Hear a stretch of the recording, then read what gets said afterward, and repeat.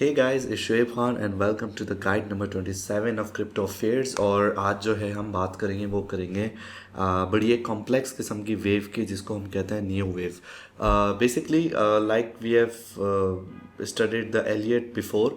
तो जो neo wave होती है वो बेसिकली इसका ही एक एडवांस जो है वर्जन होता है जो कि ग्लैन नीली ने जो है मतलब ये कि प्रपोज किया था। सो एलियट में हमने अगर देखा था कि प्राइस जो होती है लाइक दो वेज में जो है मतलब मूव करती है, एक आपकी इम्पल्स वेव होती है और एक आपकी करेक्टिव वेव होती है। And it kind of follows three basic rules के जो वेव टू होगी वो रिट्रेस नहीं होगी, मतलब ये कि वन वेव से ज़्यादा। जो वेव थ्री आपकी होगी वो ये कि शॉर्टेज भी नहीं हो सकती, इधर आप डायरेक्शनल वेव आपकी 1 3 या 5 जो हो। और जो वेव फोर होगी वो कि कभी भी जो है टेरिटरी में नहीं आएगी वेव वन की।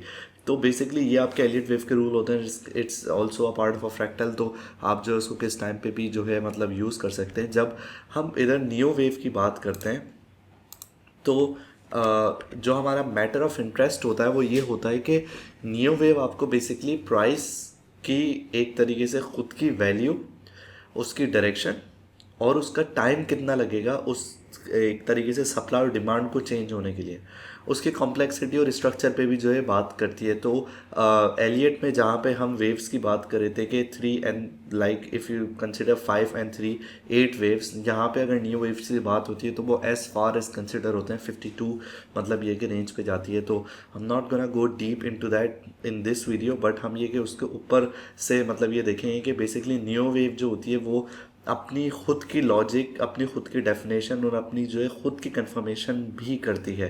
ये एक तरीके से सप्लाई डिमांड के ही उस पर चल रही होती है कि एक प्राइस अगर फॉर एग्जांपल अगर मैं निफ्टी या एस&पी के अगर मैं लॉन्ग टर्म उस पर देखूँ तो वो वेव किस तरीके से प्राइस को देखती हुई जाएगी और कहाँ पे उसका जो है एक तरीके से स्वापिंग होगी। बेसिकली होता क्या है कि जब मार्केट में एक ही तरीके का सेंटीमेंट चल रहा होता है तो लोग उसको चेंज करने की तरफ ज़्यादा जाते हैं, विच मीन्स कि अगर मार्केट बुलिश चल रही है एक टाइम तक तो पीपल भी लाइक कि ये बेरिश कब होगी, so the bears can enter into it.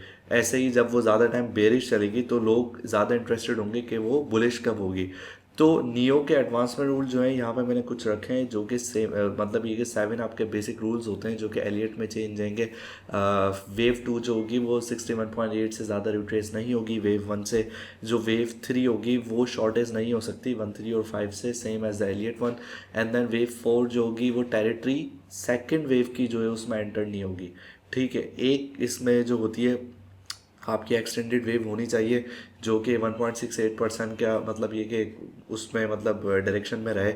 और ये कि कोई भी अगर मतलब ये कि if there is no extension then the pattern under consideration is corrective कि okay that's fine, it's working at the moment till जब तक वो वहाँ पे बना रही है। सो सब डिवाइड जो है डायरेक्शनल वेव्स होंगी। करेक्टिव वेव जो होगी वो आपकी जो है कंज्यूम मतलब ये कि करती है कि एक इम्पल्सिव वेव को, कि जब हम इम्पल्स और करेक्शंस का ही एक तरीके से कम्बिनेशन ये पूरा बन रहा होता है कि there are impulse wave then corrective ones then impulse then corrective waves, इस तरीके से पूरा एक स्ट्रक्चर इसका बन रहा होता है। Will gonna have look on that also.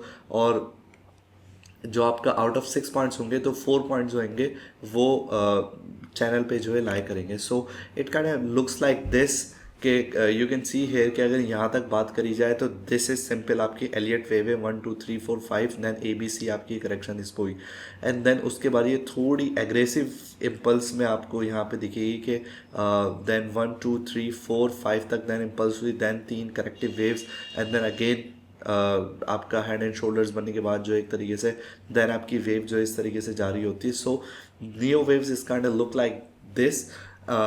It required some really extensive study and जो एलियटियंस होते हैं ये सालों साल इसको लगाते हैं इसको समझने के लिए और इसको मतलब ये कि किस तरीके से हम मास्टर कर सकते हैं। So that's basically the introduction of the new waves. I hope you can like this एक इंट्रोडक्शन। और जो भी हमने वेव एनालिसिस में वुल्फ और एलियट में हमने पढ़ा और एक एडवांस उसमें देखा। So if you have any more queries you can come and ask the Crypto Affairs and let's have a discussion there. Thank you.